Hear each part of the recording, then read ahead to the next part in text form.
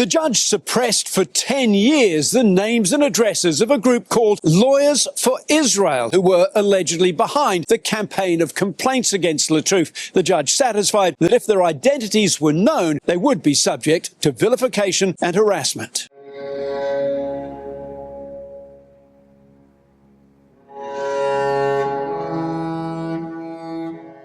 In addition to being a silk, the leader of the campaign against Ms. Lattouf was a member of the Order of Australia, or AM, and holds positions of leadership across high-profile institutions in Australia and around the world.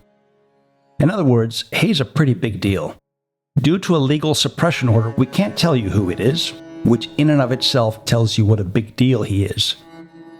So out of respect to the federal court, we shall simply call him the world's most moral KC. We don't wish to see vilification and abuse on anyone, but we have a suspicion that this type of protection from the reputational consequences of one's own actions might not come so readily to you or to me or to any other Australia who isn't of the caliber of the world's most moral KC. Amongst the lobbyists who clamoured and pressured the ABC to sack Antoinette Lattouf were lawyers. Consider this leaked message. It is important the ABC hear not just from individuals, but specifically from lawyers, so they fear there is an actual legal threat. I told them I would look to engage a senior counsel. I know there's probably no actionable offense, but I didn't say I would be taking one, just investigating one. Now, we have no idea if this embarrassingly sophomoric attempt at deception had any effect on anyone inside the ABC. But as Australian citizens, it strikes us as coming uncomfortably close to violating Rule 22 of the Australian Solicitor's Conduct Rules, or Rule 49 of the Barrister's Conduct Rules, which state, quote, "A solicitor or barrister, depending on the rule, must not knowingly make a false or misleading statement to an opponent in relation to a case." It also strikes us as uncomfortably close to violating Rule 10 of these same conduct rules, which state that a barrister must not use or permit the use of professional qualification for the advancement of any other occupation or activity in which he or she is directly or indirectly engaged. Does anyone dispute that using one's credentials to pressure the ABC to illegally remove a journalist whose views on Israel one doesn't like meets the definition of any other occupation or activity in which one is directly or indirectly engaged? What about Rule 8 of the Barrister's Conduct Rules? A barrister must not engage in conduct which is A, dishonest or otherwise discreditable to a barrister, B, prejudicial to the administration of justice, or C, likely to diminish public confidence in the legal profession or the administration of justice, or otherwise bring the legal profession into disrepute. Can anyone tell us how it's possible for Justice Rania to find, on the one hand, that Lawyers for Israel engage in conduct which will invite vilification and harassment, but not, on the other hand, discreditation? Is there such a thing as conduct which is vilifiable but not discreditable? Perhaps if we're talking Atticus Finch, bravely defending a black man in the middle of Jim Crow, maybe. But the world's most moral KC is no Atticus Finch. Can anyone tell us how it's possible for 158 lawyers to pressure a major Australian corporation to break the law, but no one wonder whether that constitutes, quote, conduct which is prejudicial to the administration of justice, unquote, or likely to diminish public confidence in the legal profession, unquote? At this moment, 28 million Australians know that a material number of solicitors, barristers, KCs, and at least one member of the Order of Australia engaged in conduct which they themselves told the court was likely to invite vilification and harassment. But we can't know who it is, which means we can't know who it isn't. They could be any lawyer, or more specifically, any Jewish lawyer in Australia. And no one in Australia is curious as to whether public confidence in the legal profession might therefore be diminished. Or are we just afraid to ask?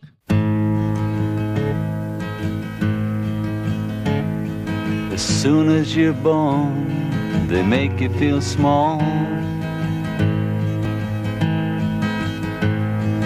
And no one asked that question because anyone in whose mind that question appeared would have paused for fear of being attacked as an anti-Semite. That has been the state of play in the United States for my entire life, over 50 years. Notice a pattern? That's what's driving an incredibly consequential debate in the US right now, which has obvious parallels for us here in Australia.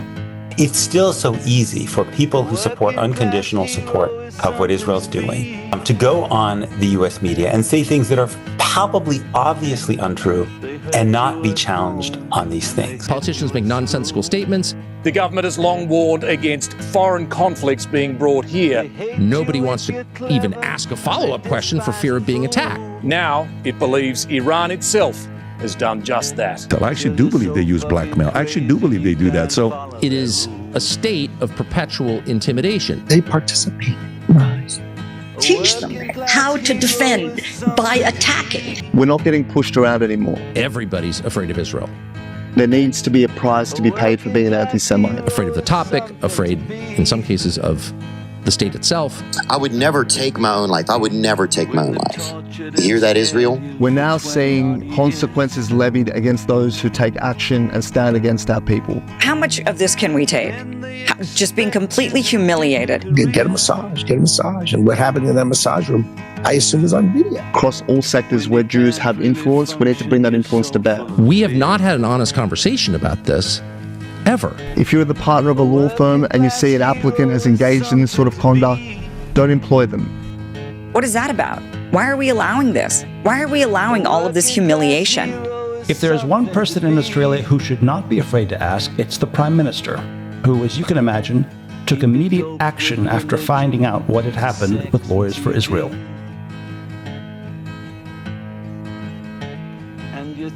So clever and classy. I've asked the Attorney General to bring forward legislation in response to the Privacy Act review, including laws that deal with so-called doxing. To find out who the whistleblower was, and strengthen anti-doxing laws so that everything possible is done to make an example of this bad nigger so there won't be any more like him. Yes, that's your Prime Minister, ladies and gentlemen.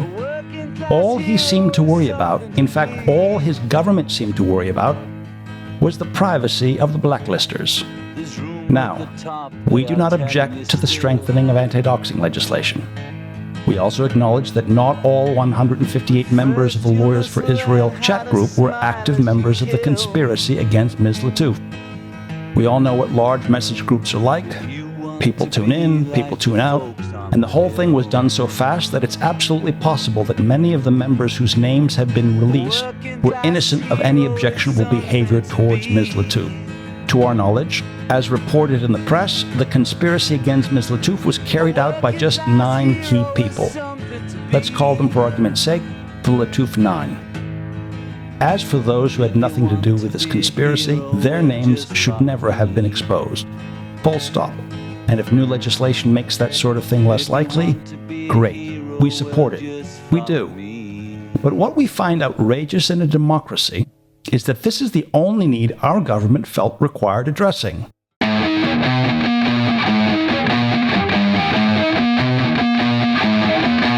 No review of workplace protections to see whether they are still fit for purpose. No discussion about the importance of free speech. No consideration of conduct standards in the legal profession to ensure that this sort of thing does not happen again. Nothing. It seems that for this Labour government, if a problem isn't apparent to the folks they run into in the chairman's lounge, or fundraising dinners, or the matter is of no concern to party factional leaders, then it doesn't seem to exist in the consciousness of our Prime Minister and his cabinet. Can you imagine telling Whitlam, or Curtin, or Chifley that one day, following one of the most high-profile and obnoxious blacklisting campaigns in Australian history, the only thing a Labour government seemed to care about was the privacy of the blacklisters? Can you imagine what Jack Lang would say? He'd probably say, you're all spending too much time in the chairman's lounge and not enough time speaking to ordinary working Australians. Describe yourself as working class. Sakir, define working class. Look, working class is families that work for their living. Got the right to vote.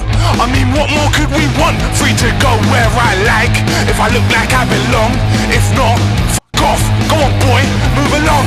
Remember Stephen Lawrence, he too was free to roam. 18 years old at the bus stop, murdered on his way home.